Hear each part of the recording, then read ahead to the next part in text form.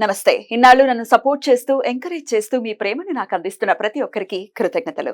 అలాగే ఈ వీడియో కూడా ఖచ్చితంగా మీకు ఉపయోగపడుతుంది. లైక్, షేర్ అండ్ సబ్స్క్రైబ్ చేసి మీ సపోర్ట్‌ని నాకు అందించండి. అలాగే ఈ వీడియో పట్ల మీకున్న అభిప్రాయాన్ని కామెంట్ సెక్షన్‌లో కామెంట్ చేసి తెలియజేయండి. ఇప్పుడు వీడియోని చూద్దాం. సూర్యోస్మి, నేను మీ విక్రమాదిత్య. ఆరోగ్యమే మహాభాగ్యం, ఆరోగ్యం భాస్కరాధీనం. ఆదివారం మద్యం, మాంసం, మైదనం వద్దు, ఆరోగ్యం ఐశ్వర్యం వద్దు. మీరు ఆచరించండి, 10 మందిని ఆచరింపచేయండి. ఆచరించండి, ఆరోగ్యవంతులుగా ఉండండి. ఆచరించండి, ఐశ్వర్యవంతులు కండి. ఆచరించండి, ఆనందంగా జీవించండి. సూర్యోస్మి. నమస్తే, వెల్కమ్ టు అవర్ ఛానల్. నేను పద్మిని. ప్రస్తుతంతో పాటు ప్రముఖ ఆధ్యాత్మికవేత్త, సూర్య ఉపాసకులు, sun spiritual society founder Vikramaditya garu మనతో పాటు ఉన్నారు. మాట్లాడదాం. సార్ నమస్తే. సార్ సూర్యోస్మి తల్లి. ఎందుకు నవ్వుతున్నారు sir? Special day. Special day. Yes, definitely. ఏమిటి స్పెషల్ డే అంటే? డిసెంబర్ మాసం కదా. అంటే పాత సంవత్సరాన్ని విడిచిపెట్టి కొత్త సంవత్సరంలో అడుగెడబోతూ ఒక్కళ్ళు ఇద్దరు ముగ్గురు అవుతారు, కుటుంబం పెద్దదవుతుంది. అంటే మనకి కొత్త సబ్స్క్రైబర్స్ వస్తారు కదా. టాలెంట్ అంటే టాలెంట్. అలాగే మనకి నూతన సంవత్సరంలో ఒక అద్భుతమైనటువంటి ఆధ్యాత్మికవేత్త పురుడు పోసుకోబోతున్నాడు. ప్రకృతి పరవశించి ఒక శ్రీరామచంద్రమూర్తిని, రామచంద్రుని మనకి ఇవ్వబోతుంది. అంటే ఇలాంటి హెల్దీ వాతావరణం అందరిళ్లలోనూ కలగాలి. నేను నిజంగా నాకు చాలా ఆనందంగా ఉంది. ఏం సాధించామంటే ఒక కొత్త తరానికి, అంటే 2025 చాలా ప్రమాదకరంగా పరిస్థితులు మారబోతున్నాయి. మరి ఇలాంటి వాతావరణంలోకి ఎంతోమంది జన్మలు తీసుకుంటూ ఉంటారు. కానీ అందరూ జన్మలు తీసుకోవడం వేరు. తన కళ్ళెదురుగా ఒక అద్భుతమైనటువంటి ప్రపంచాన్ని, ఒక బిడ్డ రాబోతుంది. అంటే నేను కొన్ని గర్వంగా ఫీల్ అయ్యాను. ఇక అప్పుడు 2021 మణిపద్మేహ మంత్రంతో ఒక బిడ్డ జన్మ తీసుకున్నాడు. ఇప్పుడు ఎంత వయసు ఎంత ఉంటది? 2021 4 ఇయర్స్. అలాగే ప్రవచనాలు వింటూ జన్మలు తీసుకోబోతున్నటువంటి బిడ్డలందరికీ స్వాగతం పలుకుతూ, పాత సంవత్సరానికి స్వస్తి పలుకుతూ, కొత్త సంవత్సరాన్ని వాళ్ళకి ఆహ్వానం పలుకుతూ. Thank you so very much. ఇది నాకు మాత్రమే అర్థమవుతుంది, మీకు అర్థం వాళ్ళకి కూడా తర్వాత అర్థమవుతుంది, మళ్ళీగా అర్థం అవ్వచ్చు. సరే, ఓకే, అర్థమవుతుందమ్మో, అంత తక్కువ అంచనా వేయకూడదు. సార్, బోర్డు మీద రాశారు డిసెంబర్ మాసం రాశి ఫలాలు చెప్పబోతున్నారా? రైట్. డిసెంబర్ రాశి ఫలాలు అని కాదు, కానీ అంటే నేను జ్యోతిష్యం మీద నా రీసెర్చ్ లో నేను ప్రధానంగా దృష్టి పెట్టేది అంటే రవి. అంటే మనం అందరం కూడా చంద్రమానాన్ని, చంద్రుడిని అనుసరిస్తూ రాశి ఫలాలు చెప్తూ ఉంటారు. ఇక్కడ అంటే మనం రవిని అనుసరించి చేస్తున్నాం. ఇది ధనుర్మాసంలో ధనుర్ సంక్రమణం. అలాగే రవిని మనం ఆత్మకారకుడు అంటున్నాం కాబట్టి, అంటే ఇప్పుడు చేసేది మేజర్ ప్రాబ్లం ఏంటంటే చంద్రుడిని అనుసంధానంగా చేసుకుని మనసుని మనం పరిపరి విధాల పరిగెట్టించేస్తూ ఉంటాం.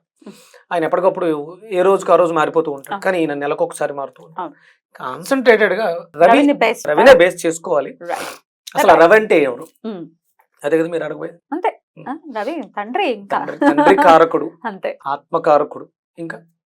ఇంకా ఫేమ్ ఏమిటి, తర్వాత ఆరోగ్యం ఏమిటి, అన్ని రకాల ఏ టు జెడ్. ఇప్పుడు చంద్రుడినే మనం ప్రమాణంగా తీసుకుంటే ఇక్కడ చంద్రుడు మిస్ అయ్యాడు. చంద్రుడు అంటే తిరుగుతూనే ఉంటాడు కదా అని రాయలేదు. అంటే సహజంగా ఈయన నుంచి తీసుకున్నటువంటి కాంతితో ఆయన పరిభ్రమిస్తూ ఉంటాడు. ఎగ్జాక్ట్లీ. కానీ ప్రధానంగా మనం తీసుకోవాల్సింది రవిని. 16th కి ఆయన వచ్చేస్తారు, ధనుసు రాశిలోకి వస్తారు. అప్పటి నుంచి ధనుర్మాసం కూడా ప్రారంభం కాబోతుంది. సో రవిని బేస్ చేసుకుని చెప్తారు. ఒక వెజిటబుల్ థెరపిస్ట్ గా 12 రాశుల వాళ్ళు ఇండికేషన్స్ ఏమిటి, ఏమేమి జరగబోయే పరిస్థితులు ఉంటాయి, అలాగే ఖచ్చితంగా ఆరోగ్యం మస్ట్ అండ్ షుడ్ గా ప్రతి ఒక్కరూ కాపాడుకోవాలి. అందులో ఎటువంటి సందేహం లేదు, ప్రయత్నపూర్వకంగా కదా.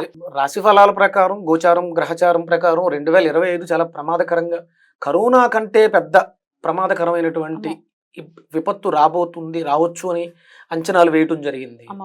దానికి ముందే మనం సిద్ధపడి జాగ్రత్త పడితే, 10 మందిని జాగరూకతకి మేలుకొల్పితే, అందరూ నిద్రావస్థలోంచి బయటకు వచ్చి అసలు ఏం జరుగుతుందని చూడగలిగితే ఆ ప్రమాదం నుంచి తప్పించుకోవచ్చుగా. తప్పించలేకపోవచ్చు మనం, కానీ మనం ఎవరికి వాళ్ళ ఇండివిజువల్ తప్పించుకోవచ్చు. అందుకని ఇక్కడ ఆత్మకారకుడైనటువంటి రవి గురించి మాట్లాడడం జరిగింది. ప్రపంచాన్ని జాగృత పరచడంలో బ్రిటిషర్స్ విజయం సాధించి స్వాతంత్రాన్ని ఇచ్చినట్టు ఇచ్చి వెళ్ళిపోయారు, కానీ వాళ్ళ అడుగుజాడల్లోనే మనం ఇంకా వెస్ట్రన్ పోకడలతో మన జీవితాన్ని నాశనం చేసుకుంటాం. సూర్యుడితో అనుసంధానం అయితే జీవితాలు ఎలా మారతాయి అనేది మనం చూస్తున్నాం, జనం చెప్పుకుంటూ ఉన్నారు. నాకు చాలామంది వాళ్ళ కాల్స్, వాళ్ళ జీవితాల్లో జరిగిన మార్పులు. బెంగళూరు నుంచి నిన్న ఒక మెసేజ్, ఒక అడ్వకేట్ ఆదిలక్ష్మి పూజని పరిచయం చేసి, మనం ఆదిలక్ష్మి పూజ గురించి మాట్లాడాం. మా జీవితాల్లో అద్భుతమైనటువంటి మార్పులు వచ్చినాయి, ఎంతో మందికి వాళ్ళలో వాళ్ళే చెప్పేసుకుని వాళ్ళ జీవితాల్లో చాలా మార్పులు వచ్చినాయి అని మెసేజ్ పెట్టడం సో బ్యూటిఫుల్. సంతోషం కదా. అది ఇంకొంచెం బాధ్యత నా మీద పెంచింది, ఇది ఇంకా బాగా తెలియాలి. ఇప్పుడు ఇది ధనుర్మాసం ఎలా అంటామమ్మా అంటే, ఇప్పుడు కృతికా నక్షత్రంతో పౌర్ణమి ఏర్పడితే కార్తీక. మరి ధనుర్మాసం అని ఎలా చెప్పాం? రవిని బేస్ చేసుకునే అంటే వృచ్చిక మాసం, ఇది తులామాసం. అంటే రవి ఎక్కడుంటే అక్కడ మాసం, ఆయన 30 రోజులు ఉంటున్నాడు కాబట్టి ఆ పేరు వచ్చింది. మనం గంటలు లెక్కేస్తాం కదా, హవర్ ఎక్కడతో వచ్చింది? హోరతోటే వచ్చింది. అది కూడా ఇదంతా కూడా రవిని బేస్ చేసుకునేవే. ఇదంతా జ్యోతిష్ శాస్త్రం కావచ్చు, ప్లానెటరీ పొజిషన్ కావచ్చు, A to Z ఆయన అనుసంధానం చేసుకుంటాం. Beautiful sir.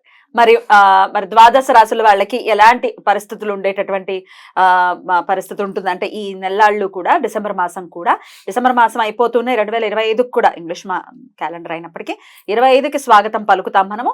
మరి ఈ నెల్లాళ్ళు ఎలా ఉంటుందో ద్వాదశ రాశుల వాళ్ళకి ఒకసారి చూద్దాము. అలాగే ఆరోగ్యాన్ని కాపాడుకోవడం కోసం ఖచ్చితంగా ఏ రాశి వాళ్ళు ఏ రెమెడీస్ చేసుకోవచ్చు, ఏ వెజిటబుల్ ని ఖచ్చితంగా వాడుకోవాలి అనేది కూడా ఈ వీడియోస్ లో ఉంటుంది. ఇంకొక చిన్న మాట చెప్పిన అంటే, వెస్ట్రన్ లో ఇంగ్లీష్ మాసాలుగా తీసుకుందాం, ఇక్కడ మనకి దక్షిణాయనం అయిపోతుంది, తెల్లవారుతుంది, మనం దాన్ని ఏమంటారు బ్రాహ్మీ ముహూర్తంలో ఉన్నాం.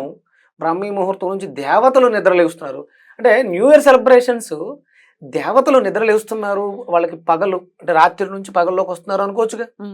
సెలబ్రేట్ చేసుకుందాం దాన్ని కూడా. దక్షిణాయనం నుంచి ఉత్తరాయణంలోకి నడక మార్చుకుంటున్నాడు రవి. మనం అక్కడే తీసుకుందాం.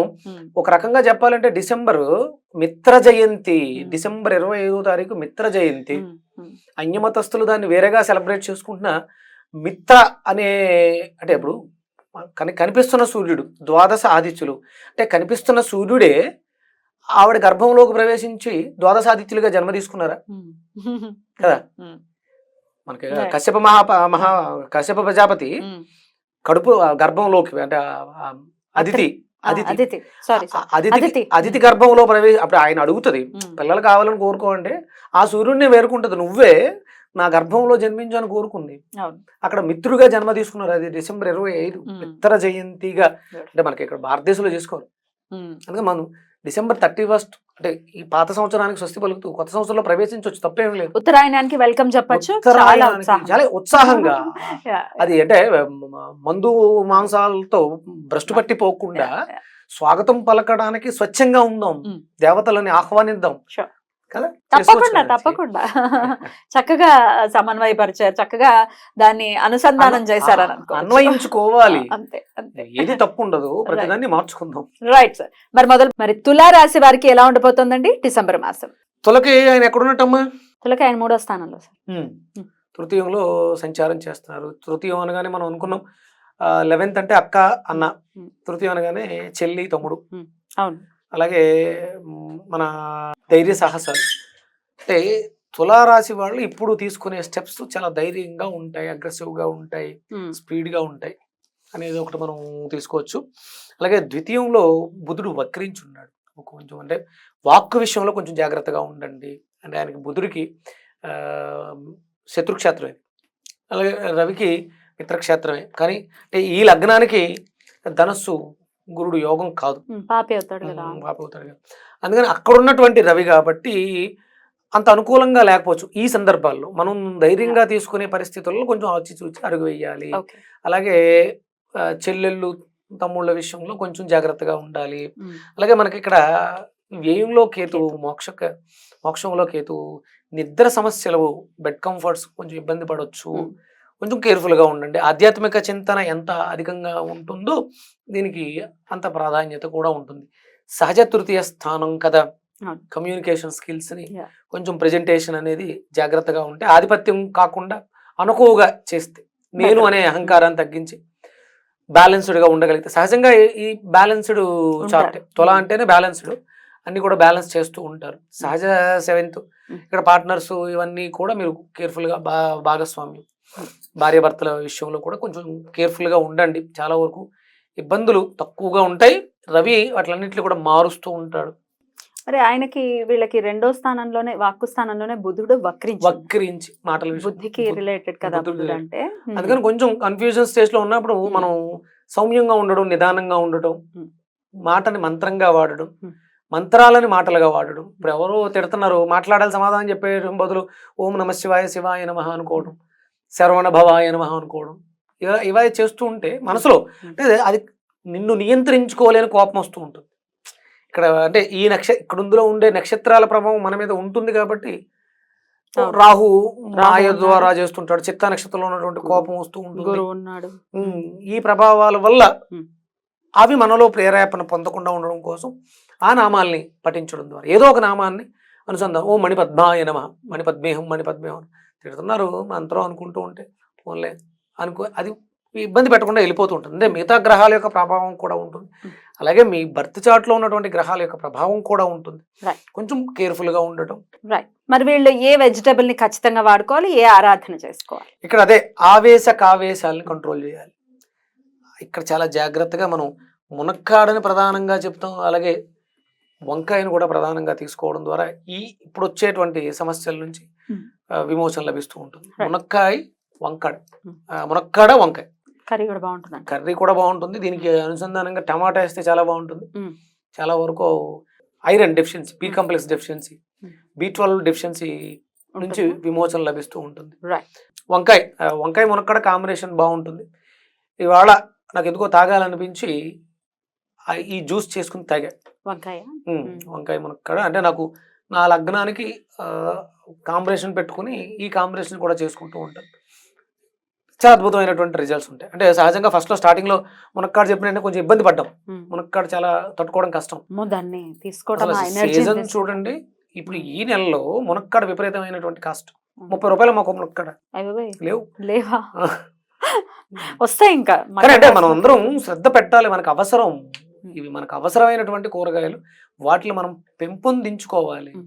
మన సంపద బోర్డంత ఎక్స్పోర్ట్ వెళ్ళిపోతుంది మునక్కాడ తెలుసు, కానీ మనం పెంచట్లేదు. మనం దాని మీద మనకు నమ్మకం లేదు. ఉన్నదాన్ని కూడా వాడడం, పెంచట్లేదు, ఉన్నదాన్ని వాడటం. జాగ్రత్తగా వాడుకుంటూ, వెజిటేబుల్స్ ని వాడుకుంటూ, అది తీవ్రత పారాయణం చేస్తూ. నామం సార్ వీళ్ళకి నామం సవిత్రాయ నమః. అద్భుతమైనటువంటి సత్ప్రవర్తన ఇస్తూ శాంతిని చేకూరుస్తుంది. తులా వాళ్ళు విశేషంగా కొంచెం అగ్రెసివ్నెస్ ఉంటుంది, దాన్ని మనం నియంత్రించుకోవడానికి. అంటే ఇది కేవలం ఇప్పటికే కాదు, ఇది శాశ్వతంగా ఈ నామాలు మనం రెగ్యులర్ గా చేసుకుంటూ ఉంటాం. సవిత్రాయ నమః అనే మంత్రాన్ని మనం జీవితాంతం కూడా పఠించుకుంటూ ఉండొచ్చు. సూర్యుడు మనకి సవిత్రుడుగా దర్శనమిస్తూ ఉంటాడు ఈ తులారాశిలో, తులా లగ్నంలో పుట్టిన వాళ్ళకి.